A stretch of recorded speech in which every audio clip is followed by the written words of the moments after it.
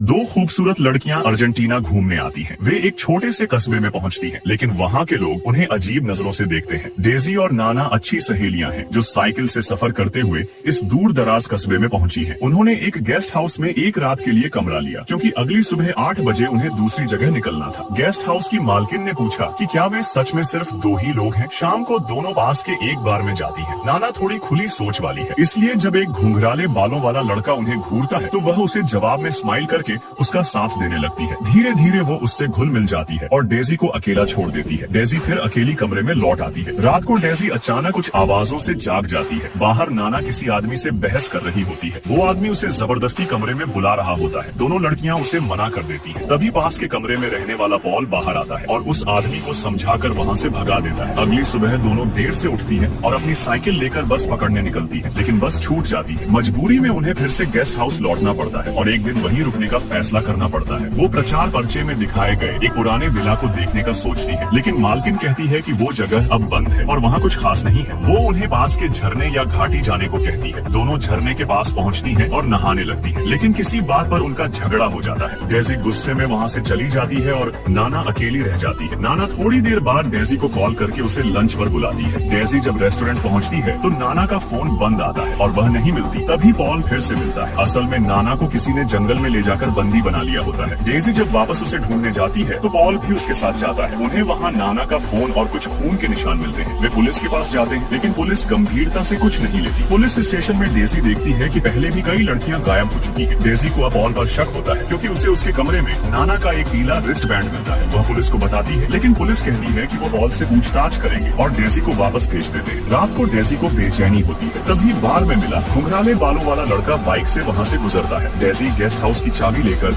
उसका पीछा करती है और एक पुराने विला में पहुंचती है, जो वही जगह है जहां जाने से मालकिन ने मना किया था। वहां उसे पॉल मिल जाता है, जो उसे समझाने की कोशिश करता है। डेजी उससे सवाल करती है तो पॉल बताता है कि वह भी अपनी गर्लफ्रेंड को ढूंढने आया था और वही रिस्टबैंड उसकी गर्लफ्रेंड का था। दोनों अलग अलग जाकर नाना को ढूंढने का तय करते हैं। तभी पुलिस वाला वहाँ आता है और पॉल को अपने साथ ले जाता है। उधर डेजी को नाना मिल जाती है, जो बंधी हुई होती है। डेजी उसे बचाने की कोशिश करती है और दोनों भागने की कोशिश करती है, लेकिन गाड़ी स्टार्ट नहीं होती। लड़का उन पर हमला करता है और नाना मारी जाती है। डेजी को पुलिस वाले और पॉल मिलकर बचाते हैं। पुलिस वाला कहता है कि वो न्याय करेगा और डेजी को कार में बैठने को कहता है, लेकिन कार में डेजी को नाना का पासपोर्ट मिल जाता है, जिससे उसे शक होता है कि पुलिस वाला भी इसमें शामिल है। वह बाहर निकलने की कोशिश करती है और पॉल को इशारा करती है। पॉल समझ जाता है और पुलिस वाले से बंदूक छीन लेता है। इसके बाद डेजी को बेचने के लिए किसी खरीदार के पास ले जाया जाता है। वह वहाँ से भाग निकलती है और एक बार फिर जंगल में छिपती है। आखिरकार उसे सेना की मदद से बचा लिया जाता है। पता चलता है कि ये कस्बा पहले स्मगलिंग के लिए बदनाम था, लेकिन अब सब